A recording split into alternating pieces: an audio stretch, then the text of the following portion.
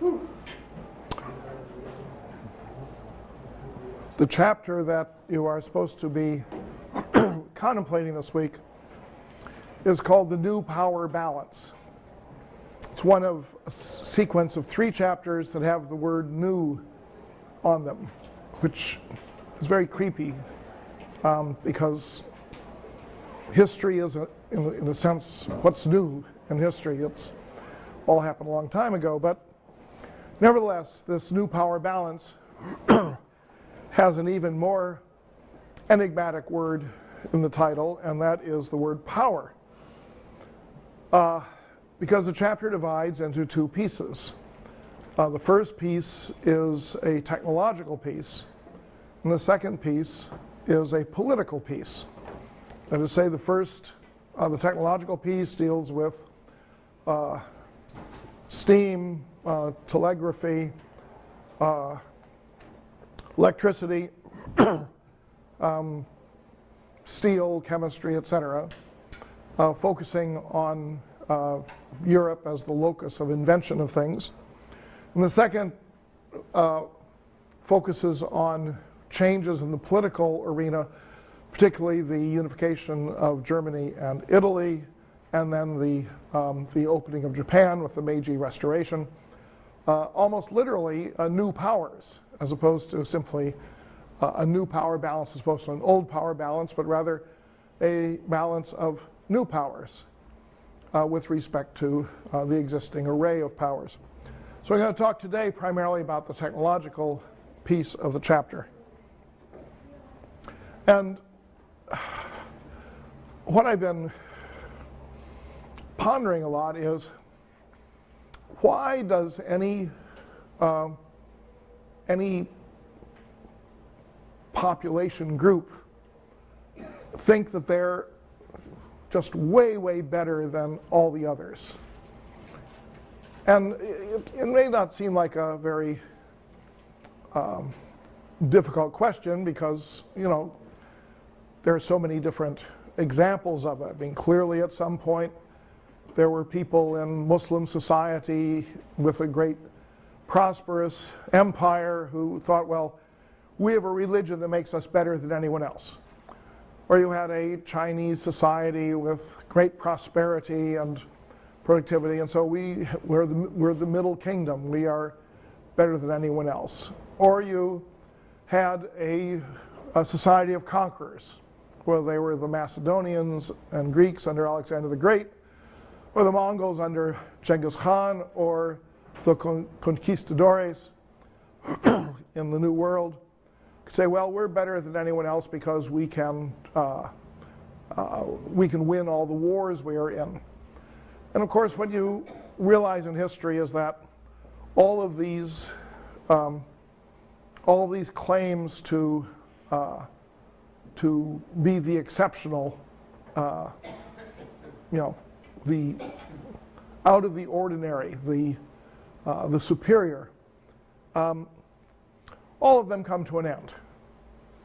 I mean, this is, after all, almost a given of history is that all greatness is fleeting. Sort of the look in my works, ye mighty, and despair, the line of Ozymandias that Shelley wrote, hypothesizing the feet of a fallen statue somewhere in the Egyptian sands. So even though everyone knows, if they study history, that the notion of being the best, the superior, the standard against which everyone else is tested and falls short, everyone knows that this is a transitory phenomenon until it comes to modern Europe. And then there is a much more elaborated argument that posits modern Europe as truly an exception, not simply temporarily the richest or with the best religion or the strongest armies, but but something truly extraordinary that is unexampled in other lands, in other histories, and that this is sort of the pivot around which all history must ultimately turn, or it's the telos toward which all history ultimately leads. And the number of ways in which European advocates of European exceptionalists articulate this is legion. It's possible that it's true, and that what happened in Europe in the 18th, 19th centuries was so different that the superiority of the European system, or whatever it was, cannot be gainsaid. I mean, it is simply there. It's a truth. It's a fact.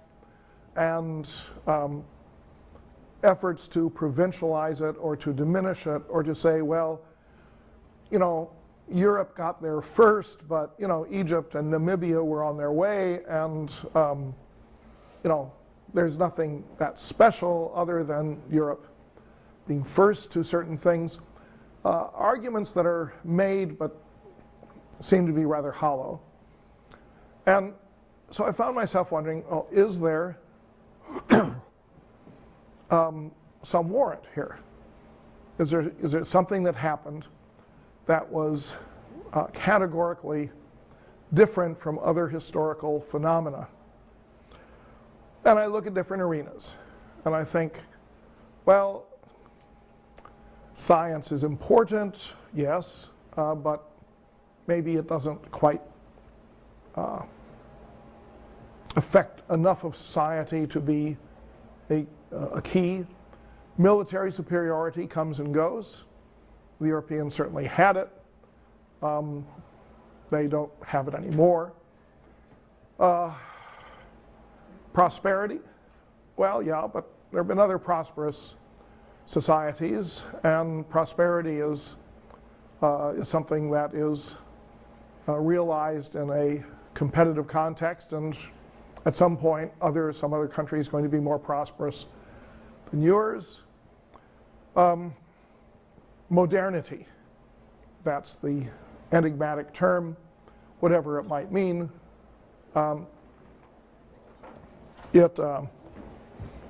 This is when it gained headway.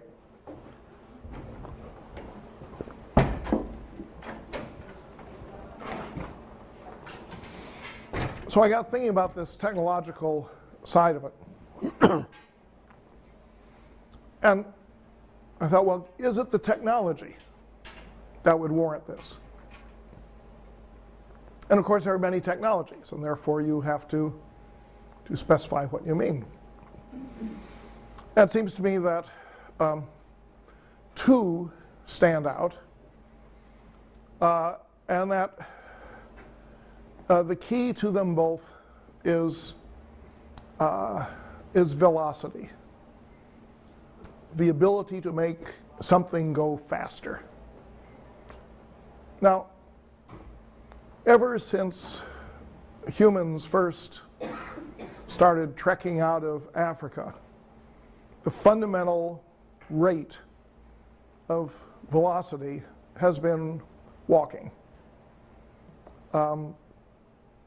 That is how you perceive a landscape. That is how you sense the distances that you're covering. People would walk from place to place. Up through the 18th century, walking remained for Europe as well as most of the world the most common way of getting around. And even if you had an animal you could ride, or a cart that you could ride in, the velocity at which it would go wasn't that wasn't all that different from the pace at which you could walk. A camel caravan travels about the pace of humans walking. Whether it's across the Sahara Desert or across Central Asia, Arabia, wherever it is, that caravan that carries, thousands of animal loads of precious goods is going as fast as you can walk. So that if you get tired of riding on a camel, you simply get off and you walk, and you will keep up with it. You see someone riding a donkey, well, you can walk pretty much as fast as that donkey is going to go. Maybe the donkey will outpace you a little bit. A horse, now there's a faster animal so long as it wishes to keep riding fast, but the speed at which you could send a message on horseback doesn't change very much from the first imperial postal system of the Achaemenids back in the 5th millennium BC, and the Pony Express, which comes to an end in 1863. It's true, a fast horse with a relay set up so you can keep shifting from one to another can get you from one place to another fairly quickly, and certainly faster than you can walk. But most people don't have fast horses, never did. And those people who have the most horses, say the Central Asian nomads, also have, tens of thousands of sheep. Well, you can't get on your horse and all the horsemen sort of ride off and then wait for the sheep to catch up, because the sheep don't know where you're going, and they can't keep it in their mind. And no, you're still going as fast as a sheep can walk. A sheep walks really slow. I recall being stuck with my bicycle in a narrow path behind a bunch of sheep. Boy, do they go slow. Really, really slow. But very impatient to get around those sheep, particularly because one of them was dying and the shepherd kept beating it with a stick, trying to get it to walk into town before it died. So the way in which the world was experienced was fairly slow. Now, it would be a little different if you were in a boat. But then, what's there to see? Water. It's really the land, the perception of the land that I'm thinking of here.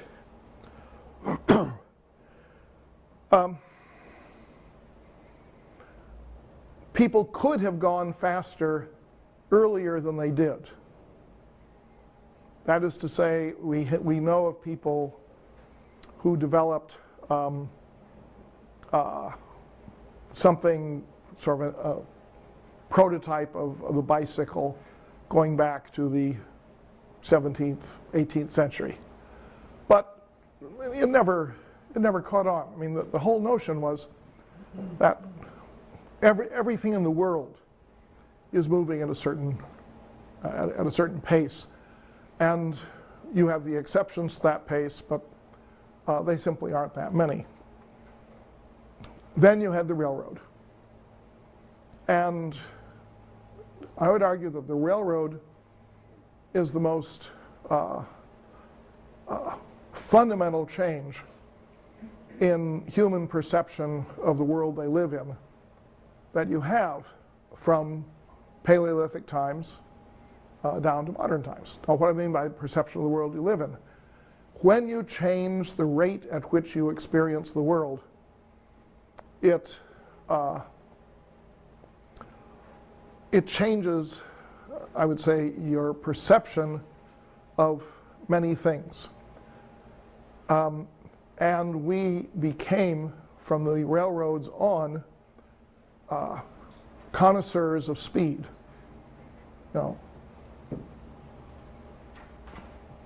If you had a horse race or a chariot race or a carriage race down to the 18th century, you were interested in which of these vehicles can go faster, which driver is more adroit at keeping the animals under control. But you weren't racing against an absolute standard. In other words, if there had been a Guinness Book of really funky old records, and they say, you know, how fast was the fastest carriage journey? Well, you had a very hard time finding any records. There are some that would say, well, on such and such a day, you know, the trip from Bristol to London was made by a stagecoach in so many hours, and that was a bit faster than the previous known trip. But the idea of that velocity would be a goal, and that goal could be attained by everyone, really wasn't there. When you look at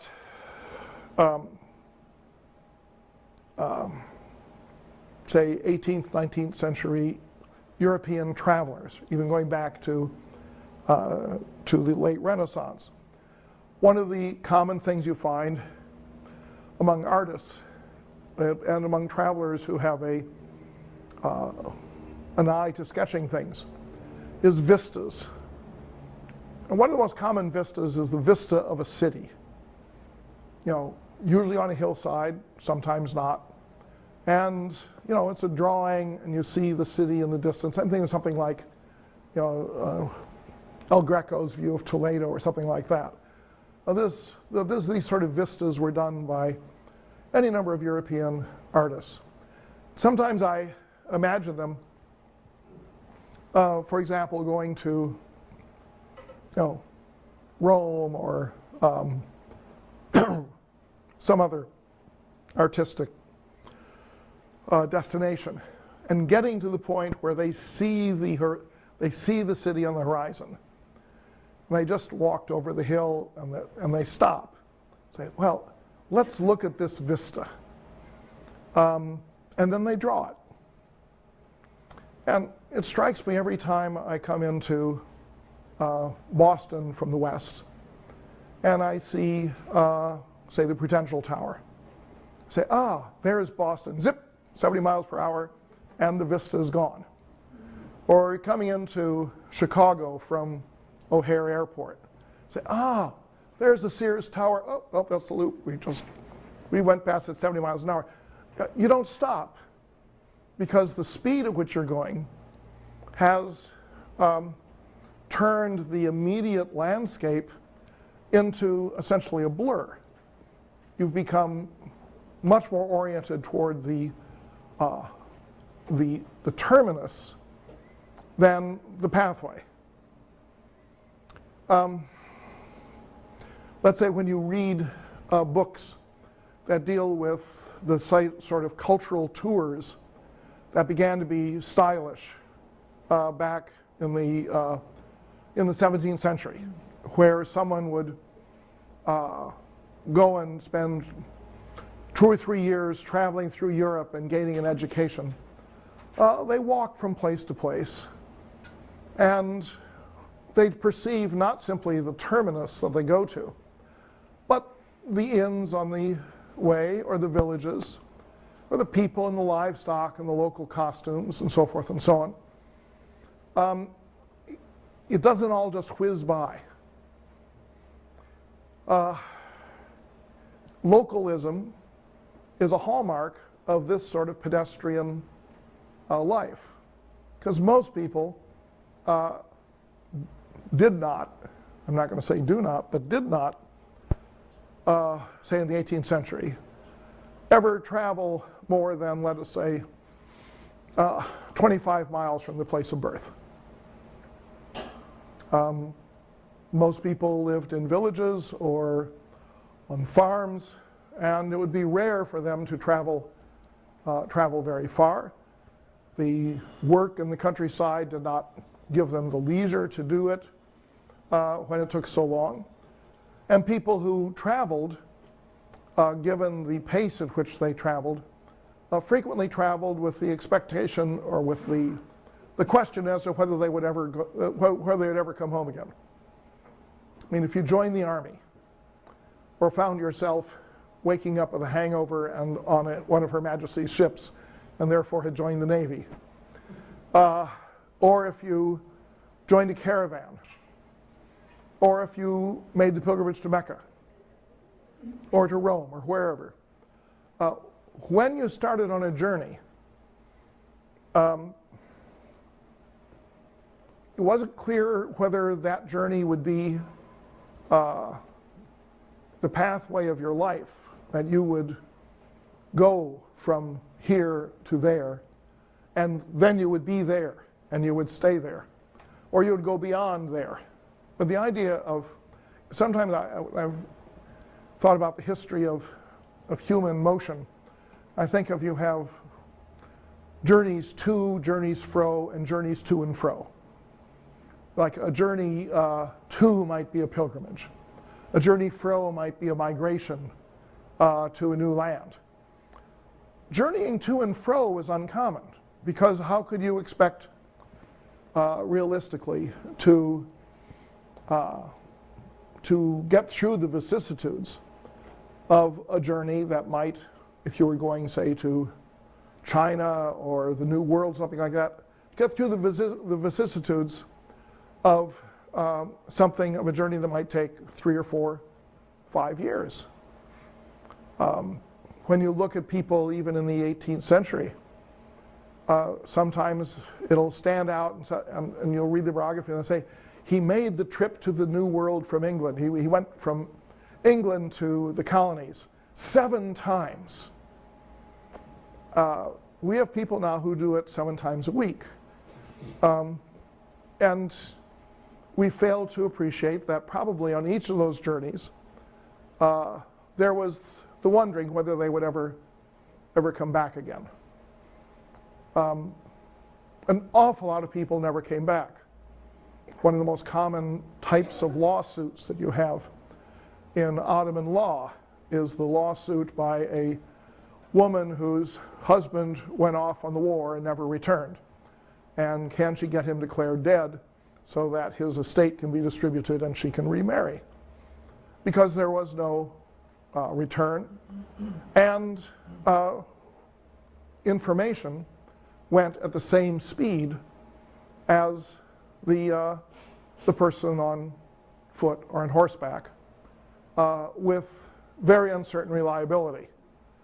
I mean, when someone comes back from the wars and you say, oh, did my John survive the war? Oh, I can't remember. No, it's just been terribly frustrating. Because people move slowly, information moves slowly, and the train changed that, and the telegraph changed it. And I would say that the change in velocity for people and for information was a truly profound transformation.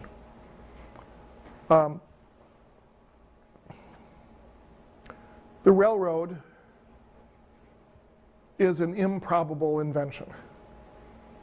When you think of how things could have been screwed up not to have the railroad, it's fairly easy. You have a situation where you have a very, very heavy source of power, and you put it on a rolling platform.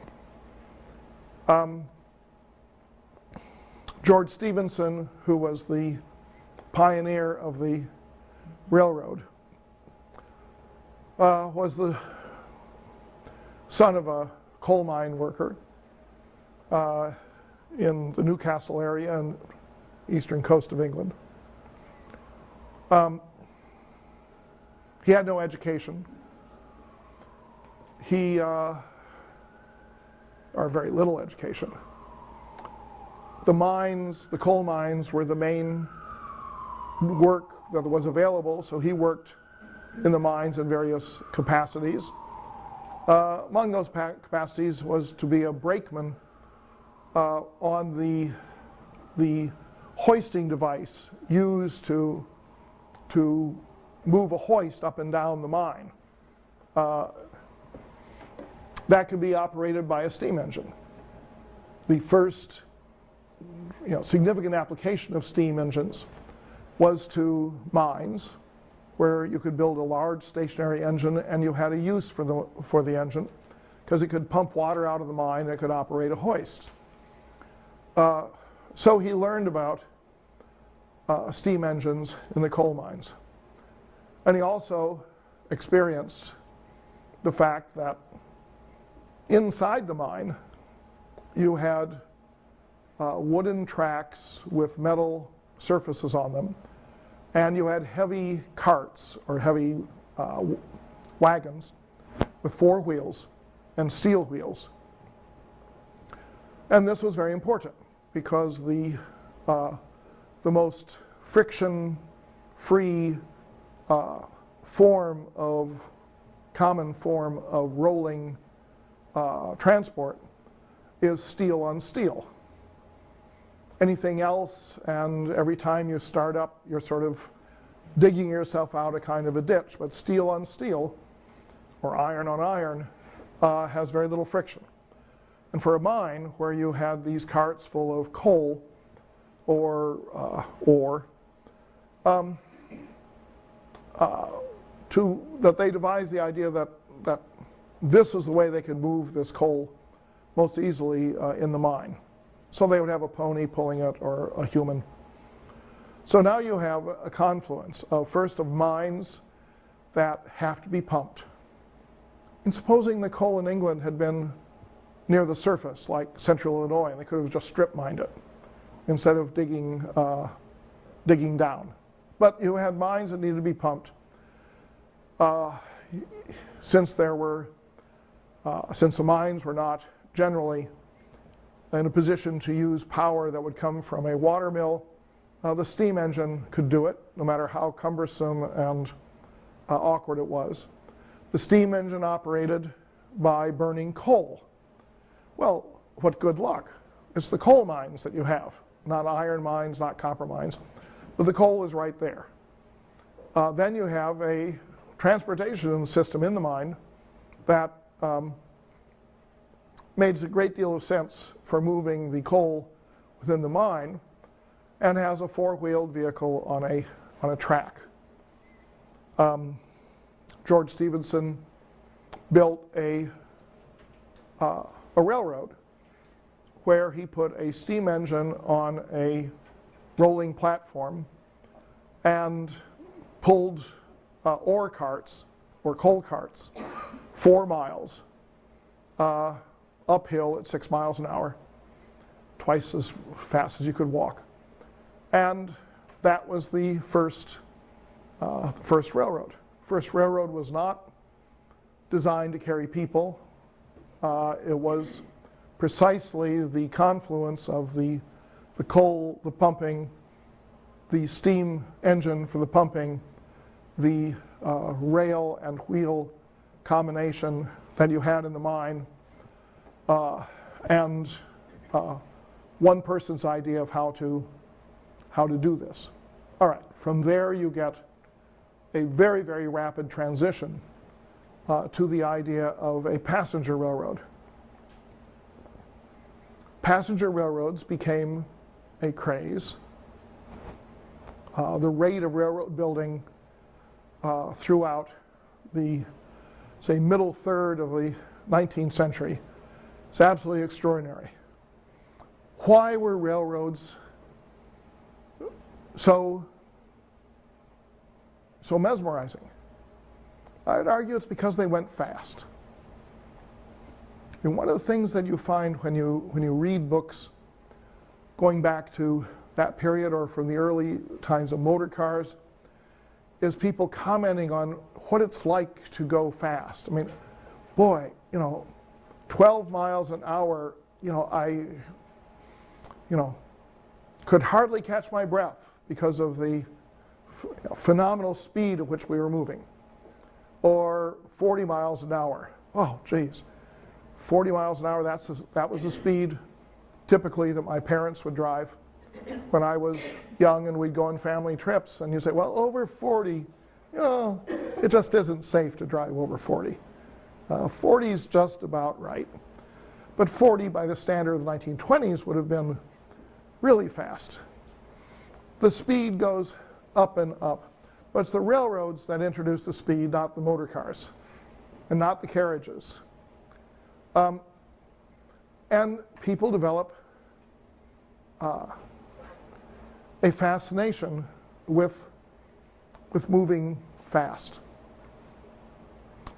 This is the first acceleration, really significant acceleration, like numerous multiples of walking speed that ever occurred from Paleolithic times onward. It happened in steamships earlier because you have steamships at the turn of the 19th century, whereas the railroads don't come in until the 1840s. But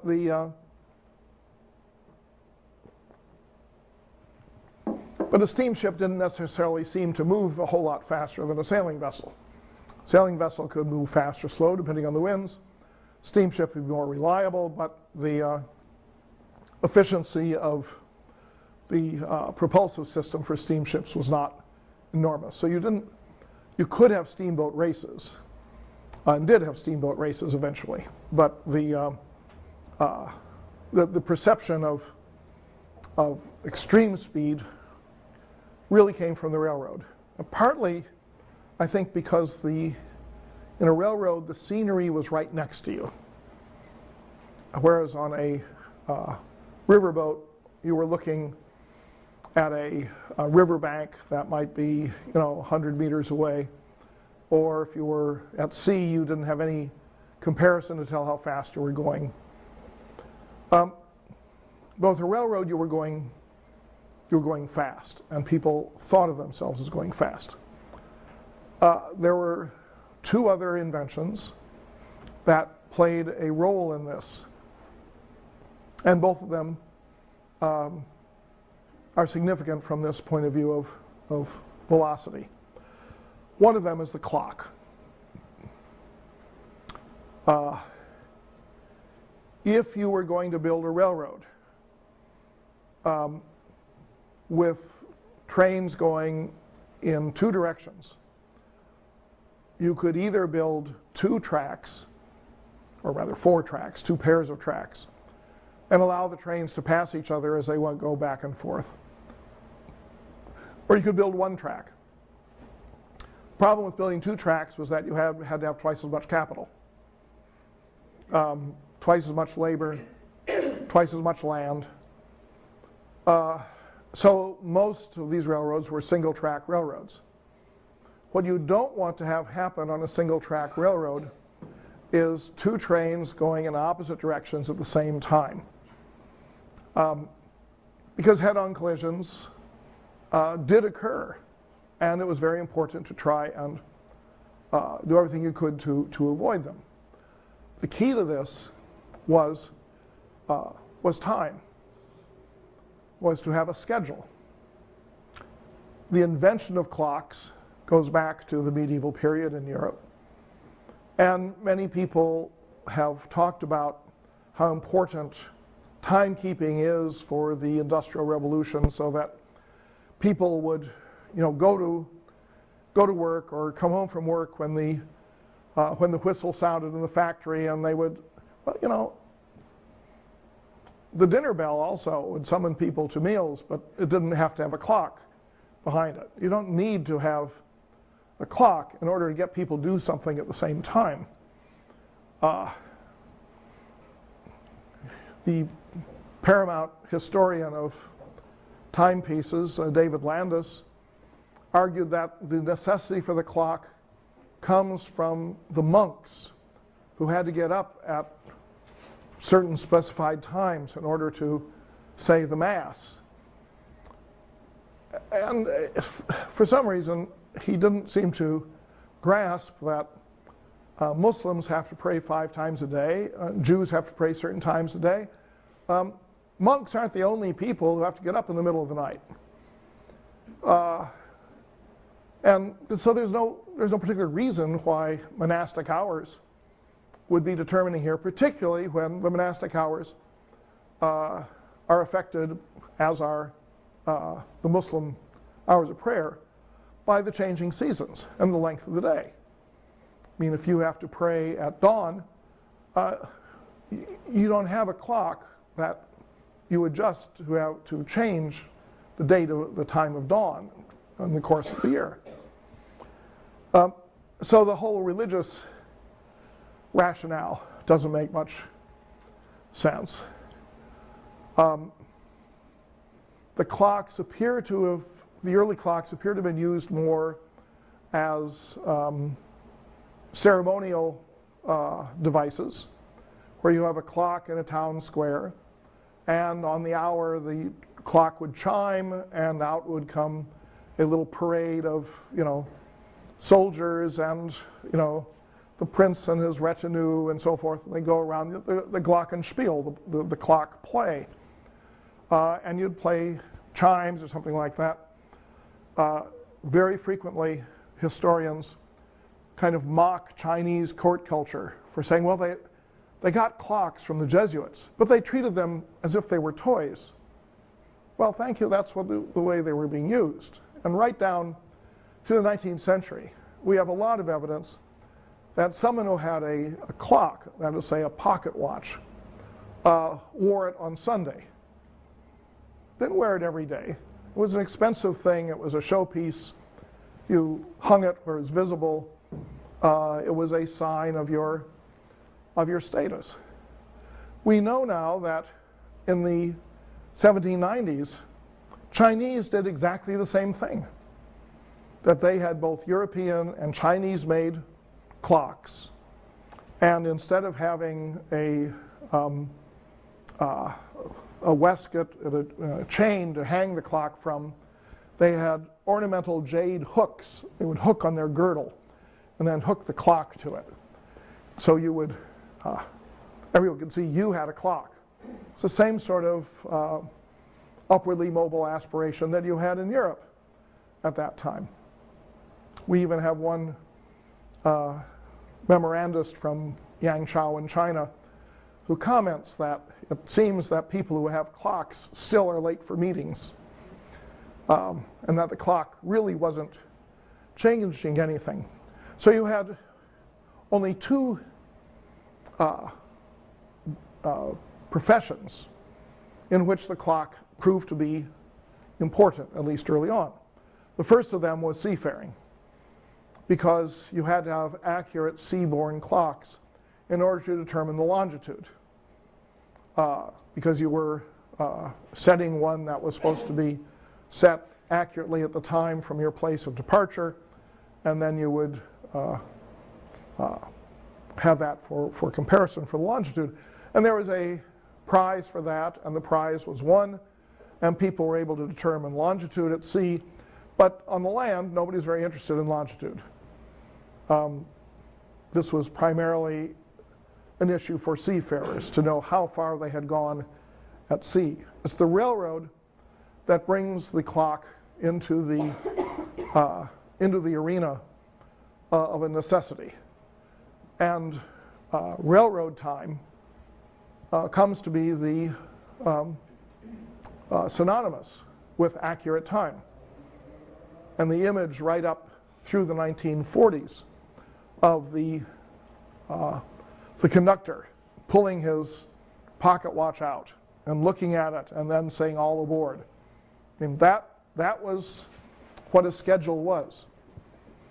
Prior to the railroads, what was the point of having a schedule? How could you keep to a schedule? Stagecoaches didn't have a schedule. They left when they were able to leave, and they arrived when they arrived. Business hours, you kept business hours however you wished. You could keep them strictly or you could keep them loosely, but you didn't need to have a clock to schedule it. But once you had the clock become necessary to avoid head-on collisions in railroads, then you also had a very clear interest in actually recording velocities. You had a reason to know how fast something was going.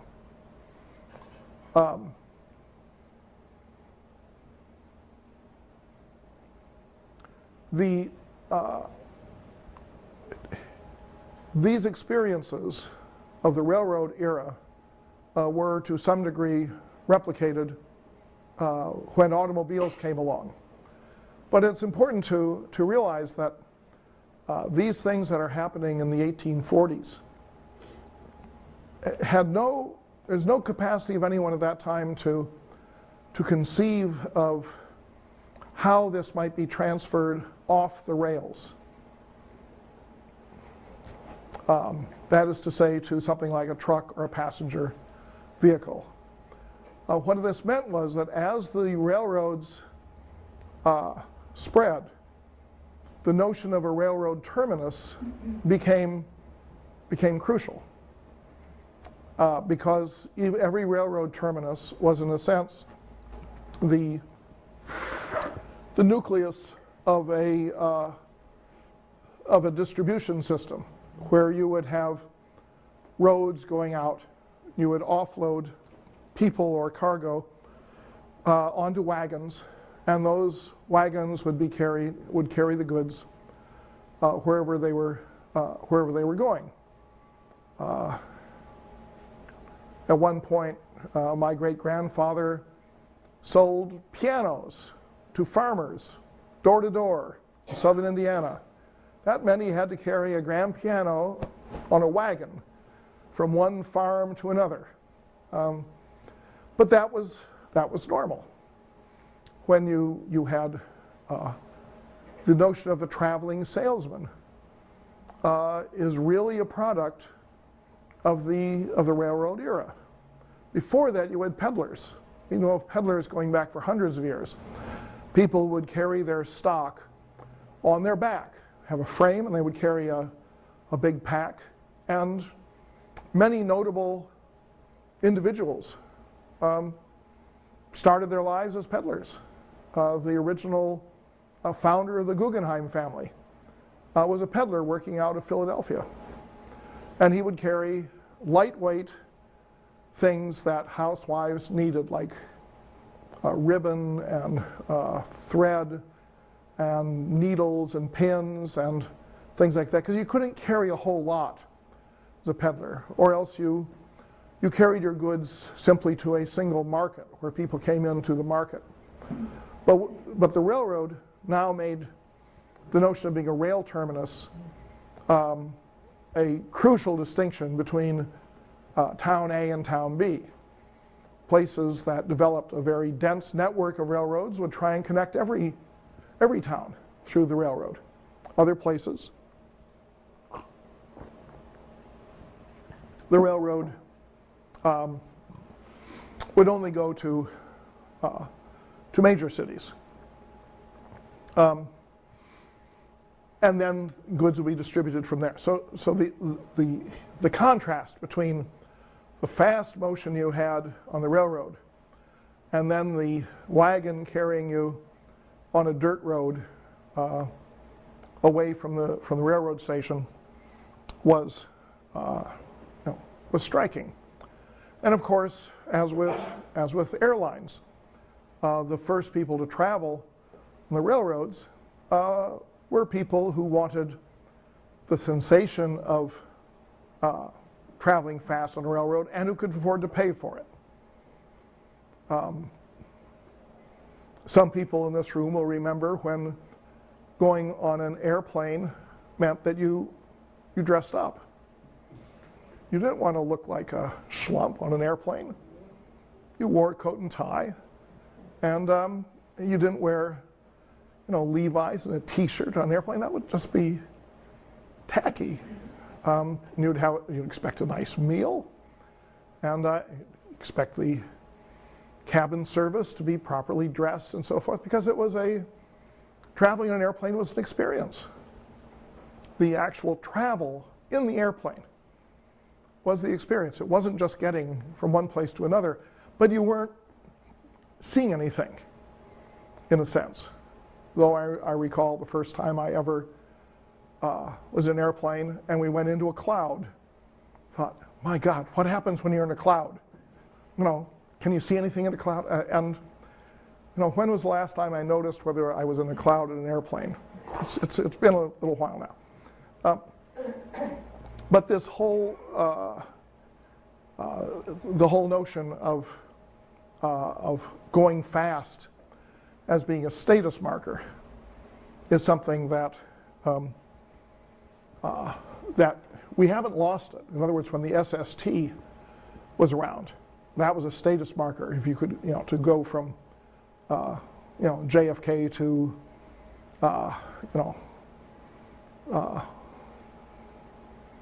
to France or to England in, 30 minutes or whatever, that was a classy thing to do. But the experience of speed was also, as I say, an experience of landscape, and begins to change the way in which people value places. A place with a train station was more important than a place that did not have a train station. And if the railroad was built and it bypassed your town, this was a tragedy. Or else it was a way of protecting you from that new world of speed. So if you go to Cambridge in England, the railroad station was deliberately built a long way from the university in order to, nobody wanted the lads to go down to London. They should be at college, and so you put the railroad station some distance away. Or if you ever try and go to Princeton, where you get off at Princeton Junction, then you take a dinky into Princeton because the train station is not going to be built at the university. This sort of thing also affected when interstate highways came in, whether or not you wanted to have an exit near your city. And you would think, well, of course you want to have an exit. But then people thought, no, because that would bring a lot of traffic, and that it would sort of destroy the character of our city. I come from a city where we did not want to have an exit on the interstate, so the exit was built about 50 miles out of town. Then the whole city moves out to to be around the exit from the interstate. I'm giving these sort of random examples because I find it very hard to sort of encapsulate what this sense of a changed velocity may have been like. But one of the things that's more concrete is that and leaving aside the passenger element of it, is that the exchange of goods is accelerated. You can move a greater weight of goods from point A to point B faster, and back from point B to point A faster than you ever could before in human history. So those places that had railroads were able to engage in commerce in a completely new way. Emblematic of this was the fact that when Europeans went into non-Western parts of the world and invested in railroads, they typically would build railroads to carry goods to a seaport where they could be loaded onto a European steamship and exported, rather than to connect key points within that particular colony. So business speeds up. The investment in the railroad made, in many instances, depend on the notion of a joint stock company, and therefore grow out of a capitalist background. But on the other hand, you could have railroads that are built without that.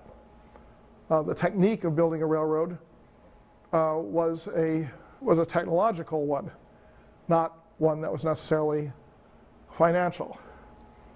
So the first railroad that was built in Russia was ordered by the Tsar, paid for by the Tsar. He wanted a railroad from Moscow to St. Petersburg, and he wanted it straight. He did not want any curves on his railroad. So they built the railroad from Moscow to St. Petersburg in a perfectly straight line, because that was what the Tsar wanted. The technology, the engineers who designed the railroad were foreigners, as they were in so many other areas, but the railroad did not require a joint stock company or something in order to finance it. James McNeill Whistler's father was a chief engineer on the Russian railway that was built. So when he studied art, he was an American artist, but he learned his art studying at a conservatory in St. Petersburg and spent most of his career in Europe. This from a biography entitled Whistler's Father, which I read because I thought it was kind of a cute title. So you have time, you have space, and then you have the question of the movement of information. The telegraph develops at about the same time as the railroad, and they are not exactly twins. In other words, you could regulate the passage of trains by a timetable to avoid collisions. You could also do it if you built a telegraph line parallel to the track. You could simply signal from one station to another when the train had left. And that would be another way of determining, of making sure that you did not have something untoward happen on the tracks. The telegraph had been a project under development for 50 years. By the time you finally get to workable versions that are associated with different people in different countries, in this country primarily by Samuel F.B. Morse and Alfred Vail, his unacknowledged co-inventor. The idea of the telegraph is not as novel as the railroad. That is to say, the concept of moving information rapidly, as opposed to moving people or goods rapidly, that's a concept that we see glimpses of off and on in earlier history. For example, when the Trojan War ends, and you have signal fires that carry the information to Mycenae that Agamemnon is on his way back to his death. That notion of signal fires, immortalized more probably in part 2 of the Lord of the Rings movie, where it really works well. The notion of signal fires has been there for a long time. In the 18th century, the French were at the pinnacle of military technology. They had the best engineers, the best organized armaments industry, the best fortress designers. And they developed the idea of the military semaphore. Military semaphore consisted of towers within sight of one another that would have arms that would stick out at different angles, usually 2 arms. And the angle at which the arm was situated, or the arms were situated, would indicate a letter of the alphabet, or maybe some emergency notification. The precursor of this would have been flag signals between ships, where you would have a line on which you would suspend flags that would indicate messages to go from one ship to another, or if you were close enough, you could actually have someone with signal flags who would indicate an alphabetic communication. So it wasn't purely by land, but the idea of sending information fast was seen as a military necessity. The alternative, of course, was sending a messenger, and there was a whole cult of the dispatch rider and the remarkable skills and talents of fast messengers. But the semaphore was a more technically sophisticated system. The problem is that it went on the assumption that you were sending a message from one known place to another known place. And of course, in the vagaries of war, where you happen to be may not be where you have access to a semaphore system. But in any event, you had these semaphores developed. And at the same time, you had people at the turn of the 18th century who were beginning to experiment with electricity. And the question with electricity in those days was basically static electricity. It was known, as we all know, that if you rub your feet on the carpet in the middle of the winter and then touch someone, you'll get a spark, and that's the static electricity. It was discovered that you could store that sort of electricity in a Leyden jar, and if somebody touched the pole of the Leyden jar, release that electricity, and you'd get a shock. By the 1790s, there was a French clergyman who got monks or other clergy people he could control to sit in a circle with with a very large diameter, like a mile in circumference, and had a big Leyden jar. And one person touched the Leyden jar, they were all touching each other. And then you could observe that the shock that was felt by the person farthest away from the Leyden jar was occurring apparently at the same time as the initial touching of the Leyden jar. And that's what first gave the idea that electricity, or one of the first things, it gave the idea that electrical impulses traveled essentially instantaneously. Well, instantaneous movement is very appealing. So then the question was, how could you apply that to the transmission of information? Between 1800 and the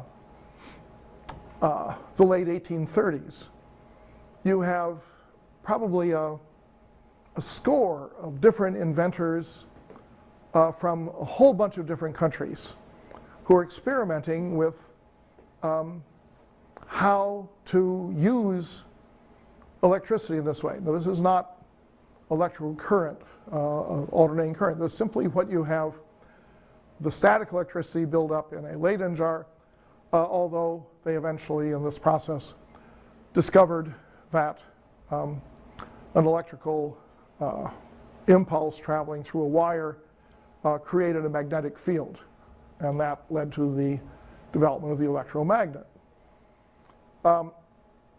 Initially, they had schemes like, well, if we have 26 letters in the alphabet, and we have 26 wires running from place A to place B, then we can send a message by simply putting an electrical charge through each wire according to the alphabet. Many of these schemes were really kind of preposterous, and they tended to be developed in somebody's flat. And say, okay, I'm going to build a telegraph that goes from my bedroom to the kitchen, and where maybe you could put up 26 wires. But it was very slow until they finally hit on the idea that if the charge triggers an electromagnet, the electromagnet could cause a receiver to click. First, they thought they would have to print that out, and then they realized that an operator could actually just listen to the clicks and decipher what alphabetic message was conveyed. The code we use is called Morse code. It's been a historical dispute as to whether it was actually devised by Morse or by his colleague Vail, who had been his partner for a long time, and then wrote to him and said, I can no longer support the telegraph industry because it cannot support me, because he wasn't paid enough money, although he made some crucial developments. Once they had an effective system, the telegraph spread with the same alacrity and enthusiasm as the railroad. So now you could move both information and humans and goods at velocities that had never before been conceived of. Now the reason I think this is, incidentally, the first transcontinental telegraph in the United States was 1861, and it was first message was sent by Brigham Young, who was then governor of the Utah Territory. Now the reason I think this is, these things are linked together in importance is because the movement of information has that same impact on the conduct of business affairs that the movement of goods have. In other words, at the beginning of Merchant of Venice, you have the Italian merchant is waiting on the Rialto in Venice for his ship to come in. Will he have made a profit or not made a profit? Would have been better if he could have gone to the telegraph office and found out whether his ship was ever going to come in or whether it was sunk at sea. Once you can communicate instantaneously, the transaction of financial affairs is accelerated. And again, it's a question of velocity. Only now it's not a velocity of people and goods, it's a velocity of money. What we have seen in the last 10 or 20 years, the idea of a 24-hour instantaneous industry devoted to moving money around the world is the product of this telegraph system. And what it basically allows, as far as I can see, is that it becomes, it and the transport of goods, they become multipliers. And that whatever wealth there is multiplied by the ability to move goods faster and the ability to communicate orders and pay for things and carry on investments and at a much faster rate. So even without a theory of capitalism, which is derived initially from protecting people against risk in a pre-industrial trading society, and then takes on a strong industrial aspect with Adam Smith and his successors, where labor is brought in as a primary component. But even in a non-capitalist society, once you bring in, once you have raised the velocity of the transmission of goods and people, and raise the velocity even more of the transmission of money, the wealth of that place is now effectively multiplied, because you can have the same amount of money, but it can be applied to more transactions per given period of time than it ever could before. So it seems to me that one of the things that resulted in all this, from these changes in the velocity of human affairs, was that Europe became, or European style society became permanently richer. They didn't necessarily manufacture more goods. Lord knows we don't manufacture any goods anymore. They didn't necessarily have more resources. They would go somewhere and find more resources. They didn't necessarily have a more skilled population. But their ability to move goods, people, and information and money at greatly accelerated velocities multiplied the fundamental tools, multiplied the wealth through these tools. So there are many things that get associated with this. In other words, once you have these increases in wealth, then you can do certain things with them. And some of these are associated with the idea of modernity. For example, it's been argued many times that consumer commodity production and sales of things through advertising and stores and so on is something that comes out of the Industrial Revolution. That probably is not the case. It's now been argued, for example, that the notion of fashion, the notion of continually changing styles where you would have to, change your clothes, not because they've worn out, but in order to be in style, that's something that really begins with, in Europe at least, with printing and with the publication of images that allow people to look at fashion as a important component. It doesn't depend on the Industrial Revolution. Similarly, it's increasingly recognized that even in China, in the late Ming period, before 1600, that fashion and changing clothing styles were, had many of the same connotations of class and competition and modishness and so forth that Europe had.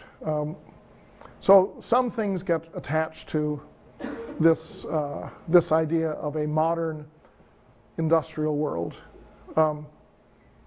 that are probably not entirely appropriate, but because the problem is, like we call it an industrial world. We talk about industrialization.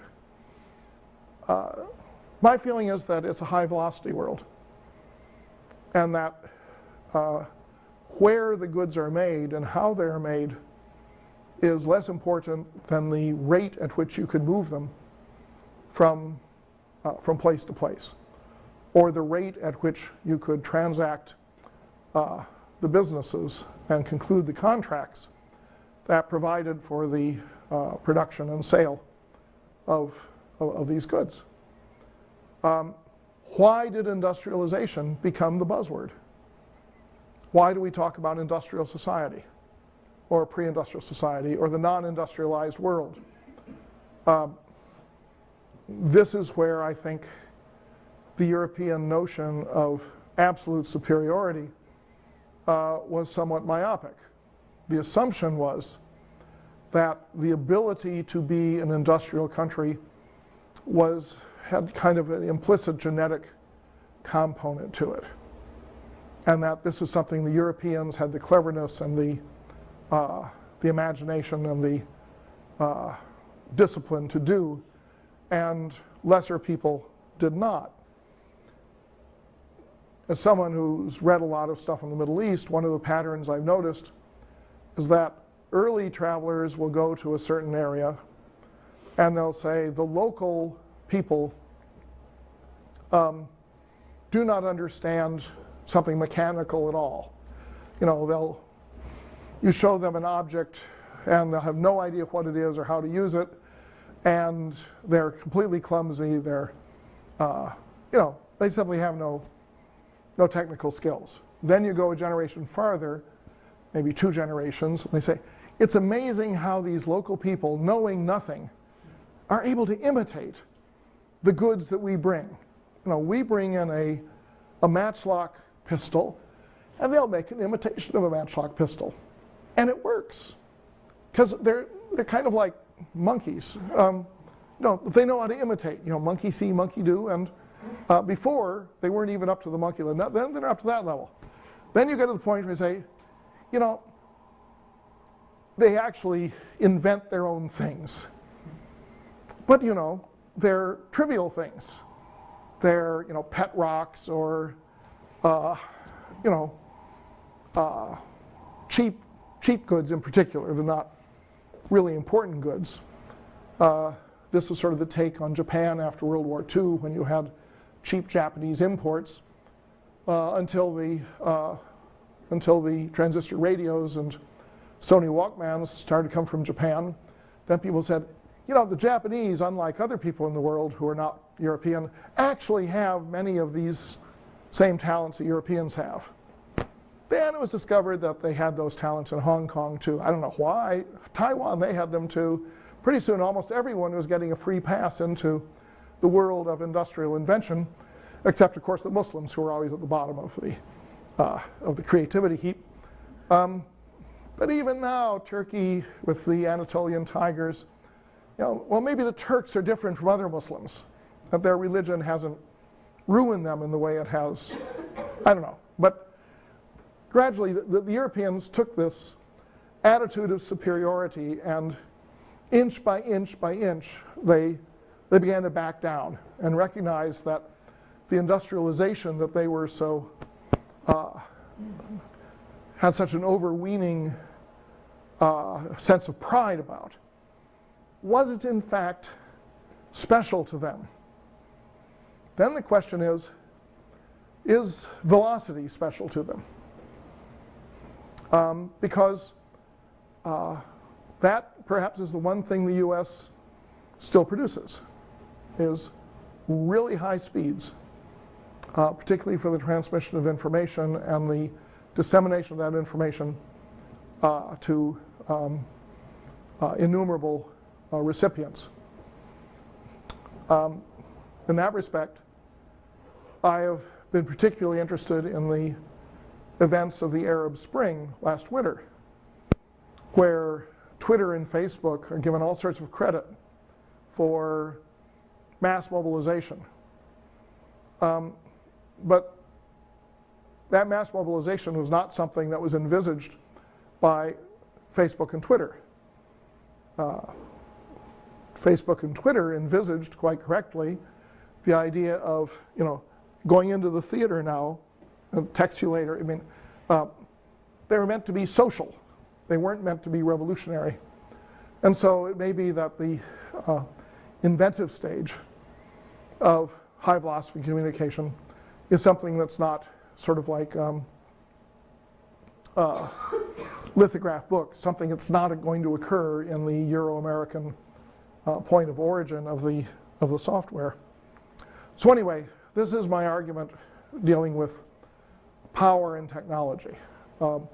Is this an era of new power alignments? Yeah, I would say so. But to me, the technological half of the argument in this chapter should focus more on the issue of velocity than on the issue of industrial production. The industrial production creates social issues that feed into a political arena, and I'll talk about the politics of all this on Thursday.